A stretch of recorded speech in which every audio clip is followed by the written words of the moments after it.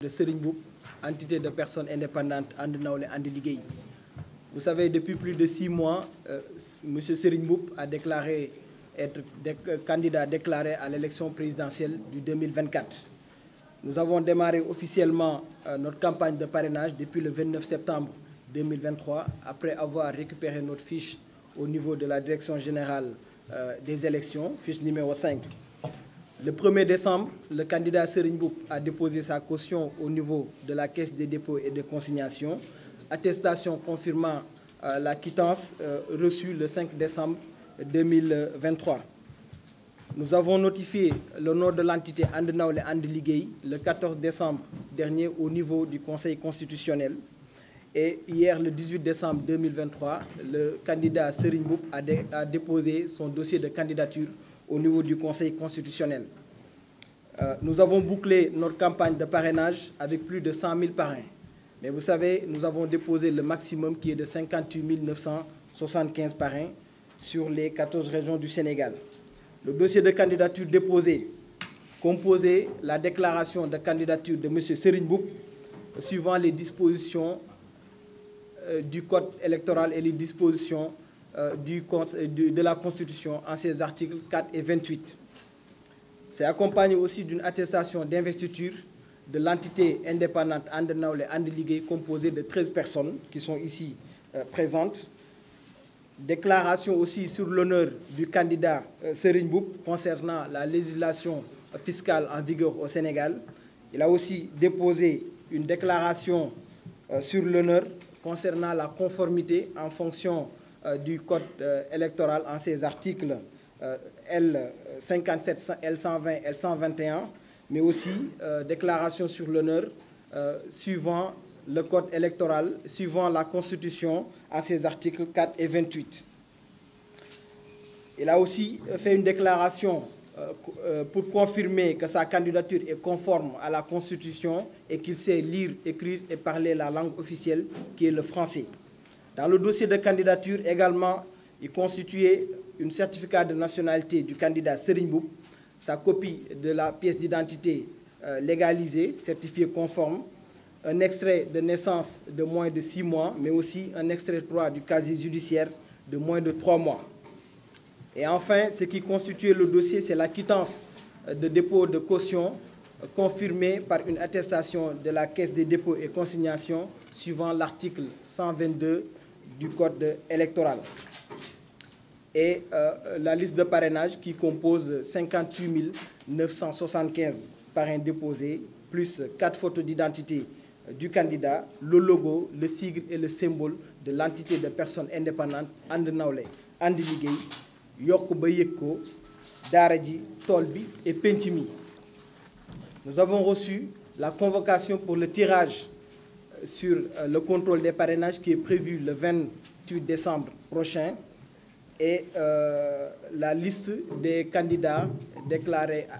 reçus recevables sera attendue vers le 20 janvier prochain, sachant que le calendrier pour le tirage c'est du 29 décembre au 18 janvier prochain. Merci beaucoup. Chers amis journalistes, nous vous souhaitons la bienvenue ici à notre siège de la coalition And Nawlé And Liguey. Moi, je me nomme Birane Yaya Wane, je suis opérateur économique. Je suis le président du Conseil national des dirigeants d'entreprise du Sénégal Innovation Croissance. Je suis le président du groupe secteur privé développement. Je suis le secrétaire général du LAREM, le laboratoire des recherches économiques et monétaires. Ok, d'accord.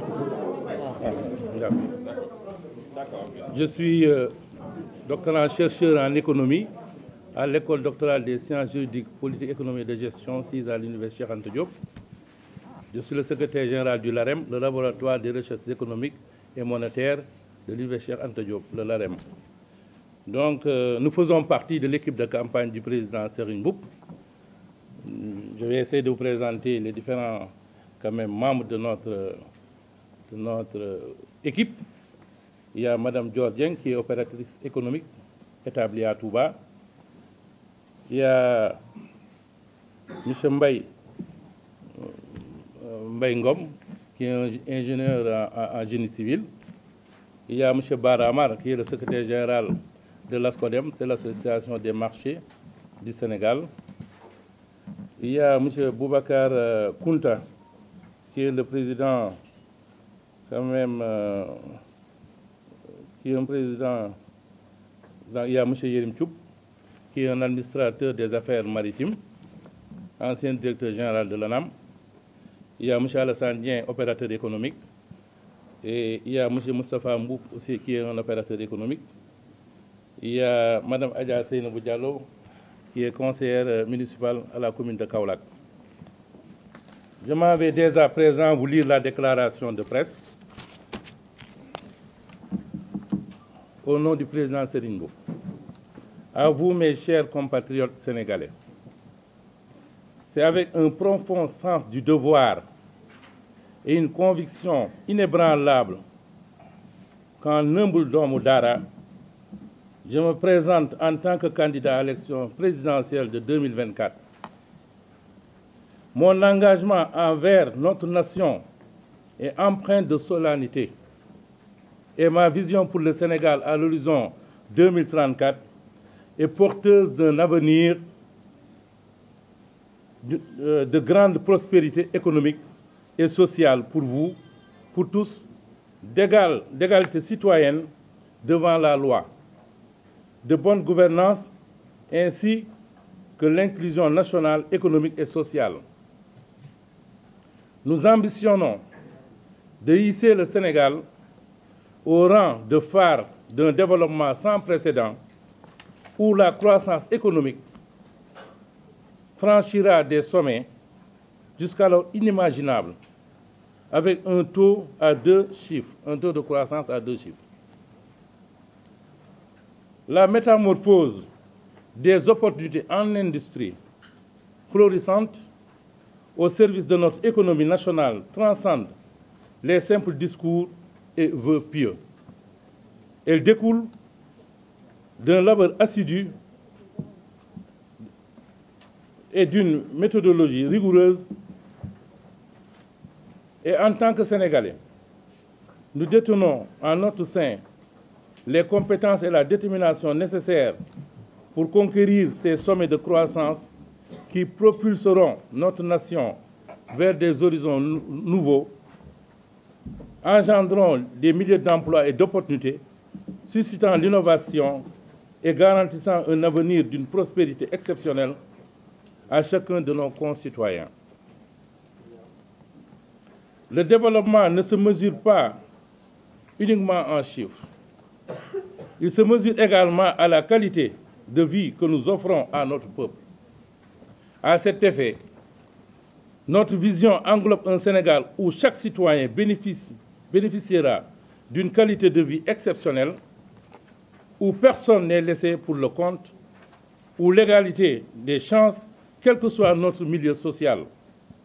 est le fondement sur lequel repose notre société. Des valeurs fondamentales telles que l'hospitalité et la solidarité ont toujours défini notre culture sénégalaise. Pour concrétiser ces idéaux, nous devons ériger des institutions solides et pragmatiques, conçues pour garantir la démocratie, la liberté, la justice, le développement durable et la transparence. Nous renforcerons notre système judiciaire. Nous promouvrons la vraie séparation des pouvoirs, la reddition des comptes à tous les niveaux du gouvernement et nous encourageons une participation citoyenne active. Nous ferons en sorte que la voix de chaque Sénégalais soit entendue et respectée. Notre vision transcende également les frontières géographiques et sociales. Nous œuvrerons sans relâche pour réduire les disparités, non seulement entre nos villes et campagnes, mais aussi entre nos concitoyens. L'injustice qui découle de l'inégalité des chances doit cesser. Chaque enfant sénégalais, quelles que soient ses origines, ses croissances, sa classe sociale ou son niveau d'éducation, mérite la possibilité de réaliser ses rêves et d'atteindre son plein potentiel. Mes chers compatriotes, je vous appelle à vous joindre à moi dans cette quête d'un Sénégal plus grand, plus juste et plus fort. Je ne crois pas aux hommes providentiels, mais à l'effort d'un collectif, d'un peuple pour atteindre l'excellence. En 2024, je sollicite votre confiance pour diriger notre pays vers un avenir radieux. Ensemble, le Sénégal, ensemble, nous ferons de notre vision une nation forte et unie qui brillera comme un phare d'espoir pour l'Afrique, le Sénégal, par les Sénégalais et pour les Sénégalais. Que Dieu bénisse le Sénégal, que Dieu vous bénisse tous. Le président Serigne Mboup.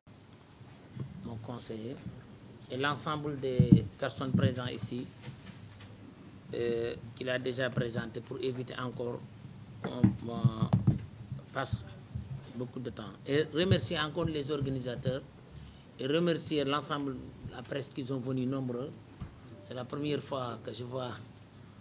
autant de caméras et des personnes. Cela veut dire que notre candidature, qui est un candidature de Yokku ba Yëg-ko, intéresse tout le monde. Ma wax leen rek ci làkk Kocc Barma bu leen ma corriger nag bu ma waxee ay baatu français ci biir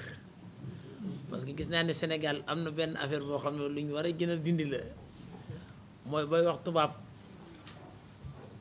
ba juum ci ñëpp corriger la ñëpp ne ko waaye booy wax langue nationale moom boo ci juumee kenn la wax dara. De temps en temps on est fier sax pour wax naan dégguma wolof mais je pense que loolu culture la bu ñu war a dindi ndax je pense que même en France xamuñ loolu français yi da ngay toog ak ñoom ñu wax la français bu doy waar mais amuñ ci problème da ngay dem Côte d'Ivoire ñu wax la français bu doy waar amuñ ci problème mais ñun Sénégal loolu ci culture li ñu war a dindi la ba nga xam ne nii mën nañ xas nit ci làkkam dégg ko mais làkku jàmbur kenn waru ko cee xas ci dégg ko mais bref c'est des avis qui se partagent. Bon maa ngi ñëw di présenté wu fii en tant que doomu daara jaar ci li dongal daara di jaar mooy tumuranke c'est différent ak souffrance. tumuranke boo xam ne nii bi ñu fi suñu waajur yóbbu woon daf ñu doon yóbbu pour ñu xam luy tumuranke ndax ñëpp xam nañ ne armée tumuranke la te doomu président bu fa demee tamit ki noonu la koy dundee.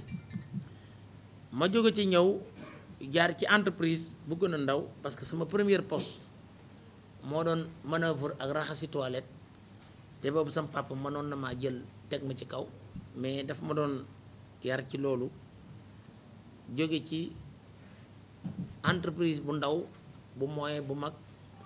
ci secteur yépp nag liggéey naa ci secteur agricole secteur commerce industrie finance et transport bu ne def naa ci dara loo xam ne nii mën naa ne lii maa ko ci def. ñu jóge ci ak confiance opérateur économique yi ñu dénk ma chambre de commerce.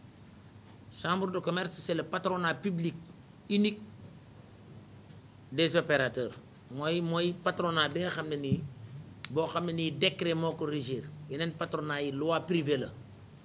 boo xam ne élection moo la fa yóbbu ci Kaolack ñu def fa liggéey bu baax xam ngeen cœur de ville dafa nekkoon place bu kenn dul utiliser ñu démarré ko ba tey mu nekk fu ñëpp di dem ñu wëlbati ko pooru Kaolack daawul dox daanaka ñetti bateau ñu fexe ma nga xam ne tey nekk na deuxième port Dakar a ko jiitu moo jiitu port Ziguinchor moo jiitu port Saint-Louis nekk deuxième port Sénégal et sans investissement parce que depuis lors on attend l'État que mu def investissement yi. ñu organiser tamit loo xam ne nii depuis indépendance amul mooy organiser foire internationale boo xam ne nii mi ngi nekk di talonné foire u Dakar mais soo xoolee moyens yi nga xam ne nii moom la État di dugal ci foire de Dakar différencié na ak li muy def ci foire de Kaolack l'État du ci def dara su dul société État yi ñëw ak sponsor mais amuñ dotation budgétaire bu dara te Foire Dakar am na ko. bi loolu amee tamit waa Kaolack def ñu confiance ci ñu jël mairie Kaolack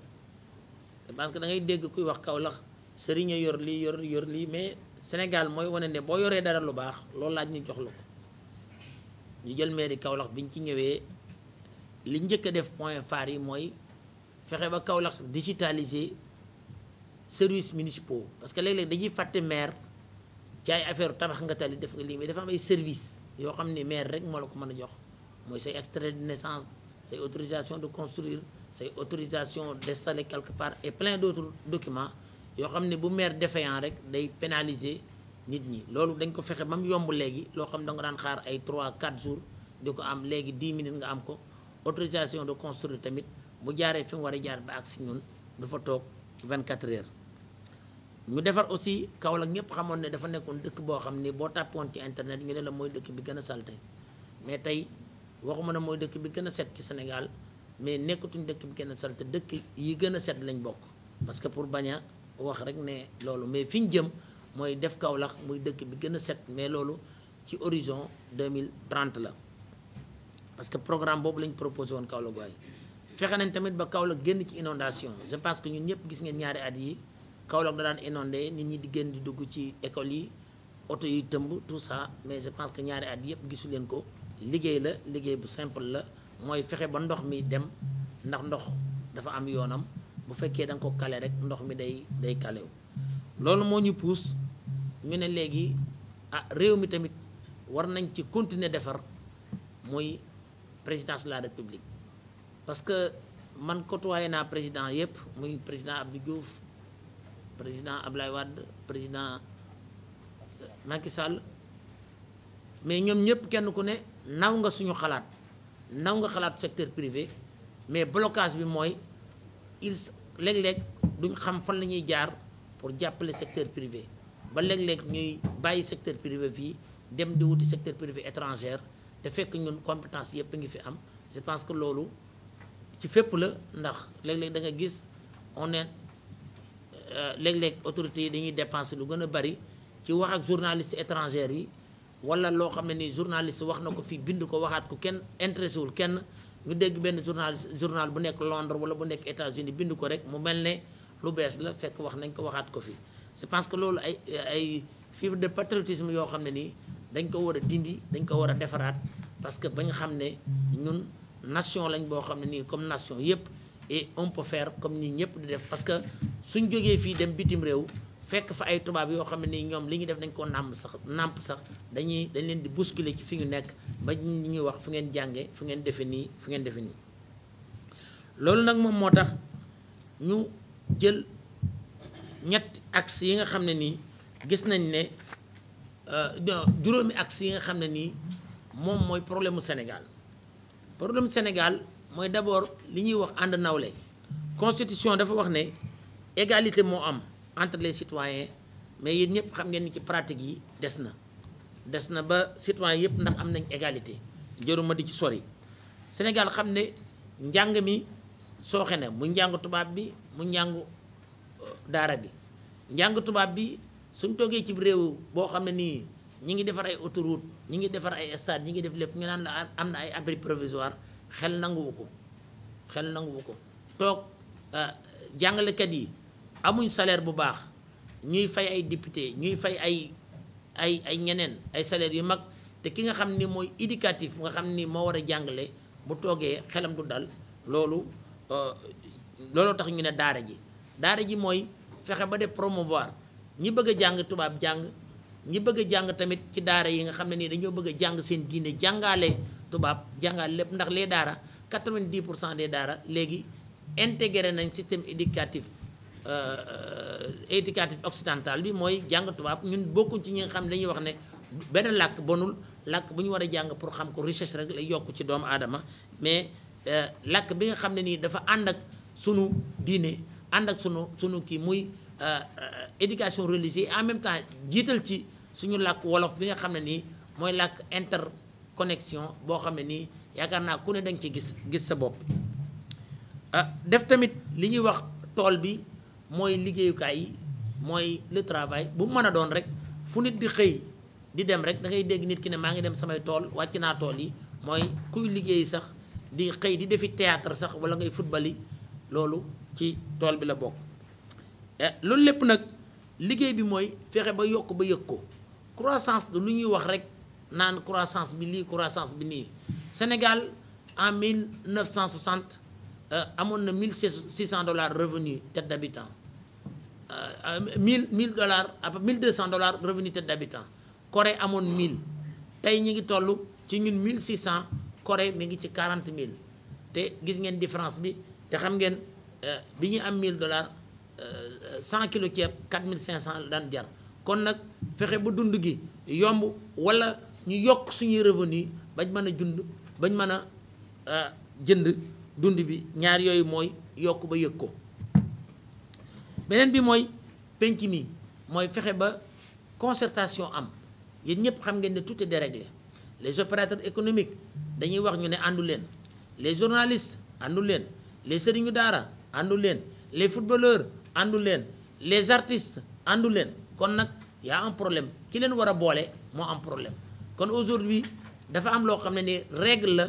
état moo koy teg moo koy déterminer ne fii la ñuy jaar pour ñu ànd parce que personne ne me dit pas notariat organisé wul parce que mënoo xëy nekk notaire dafa am processus booy jaar pour nekk notaire kenn du wax ne avocat organisé wul mënoo xëy dem ci tribunal rek sol sa robe ne avocat nga mais xam ngeen ne tey jii muy ñun ñu waxante dëgg nit dina xëy rek dem ci jàkka ne imam la te xëy na mën naa am boo ko tariloo la mu war a tari du ko am nit dana xëy dikk na opérateur économique la te amul li mu war a am nit dana xëy tamit ne journaliste la te jaarut fi mu war a jaar kon loolu dafa nekk Sénégal dafa déréglé ci lépp loolu lépp nag réew day am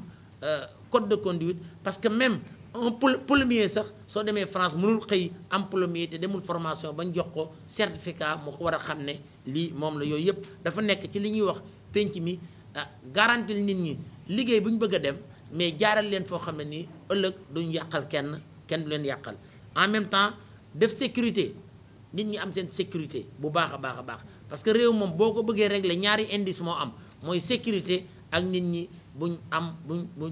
xiif amu fa buñ bëggee lekk ba suur loolu nag mooy ak tamit fexe ba consommer local loolu mooy sunu gis-gis ci loolu nag ñu def nañ tournée ci Sénégal gépp mais bu ñu xoolee sénégalais yépp loolu mooy seen jafe-jafe seen problème nan lañ mën a fexe ba li ñuy def ñu yokk ko ba yëg ko seen Sénégal du seen problème autoroute yi bien que accompagnant la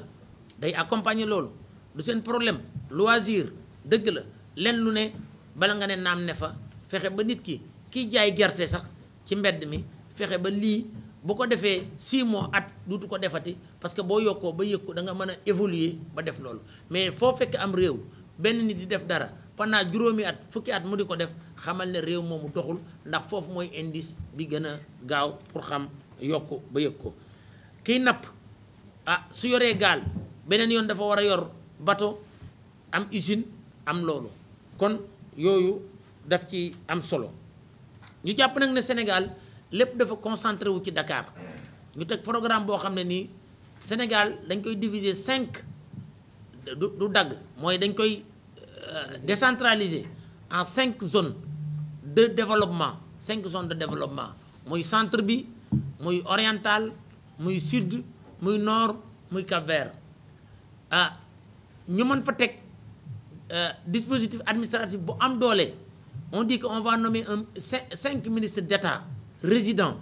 lu tax ñu di ko def ministre d'État résident muy koo xam ne nii président de la République day jël ay pouvoir am yi nga xam ni moo jëm ci askan wi li nga xam ne nii moom la askan wi soxla ci sécurité li askan wi soxla ci développement li askan wi soxla ci jàng li askan wi soxla ci santé li askan wi soxla pour seen valeur citoyenneté moom mu mën a toog foofu def ko nga xam ne nii même ni ñuy côtoyer président lañ koy côtoyer pour que moom tamit mu mën a def loolu loolu bu ñu ko defee ba pare nag dañuy koy booleeg ay institutions yu am doole